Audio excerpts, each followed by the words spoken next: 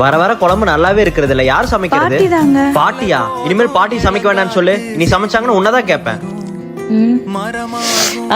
ஐயோ பாட்டி கையெடுத்துட்டாங்க. ஐயோ பாட்டி சொன்னா கேக்குறது இல்ல. ஃபர்ஸ்ட் அங்கிருந்து போங்க. நம்மளுக்கு என்னாச்சுன்னு பார்க்காம நம்மளையே திட்டுறான். அம்மோ நான் கடைக்கு போயிட்டு வந்துடுறேம்மா. எங்க கிளம்பிட்டீங்க பாட்டி? என் பேர பாட்டியாவே மதிக்கிறது இல்ல. யார் சொன்னாங்க? அவன் என் மேல பாசமே இல்லம்மா. விடமா நான் போறேன். பாட்டி ஒரு நிமிஷம் அவரை பத்தி முழுசா தெரிஞ்சுட்டு போங்க.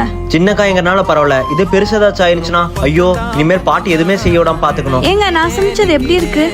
நல்லா இருக்குமா. என்னங்க அவ்வளவுதானா?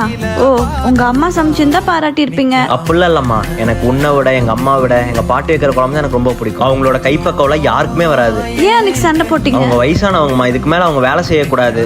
பாட்டி சொன்னாலும் கேட்க மாட்டேங்கிறாங்க, அதான் அப்படி சொன்னேன். இப்ப கூட உங்களுக்கு தான் பாட்டி மருந்து வாங்க போயிருக்காரு. பாட்டி என்னாச்சு? டேய் நான் வேலை பார்க்கலன்னா இதெல்லாம் யார் பண்ணுவாங்க? அதுக்குதான் நீங்க ஒருத்தி வச்சிருக்கேன். ஏய்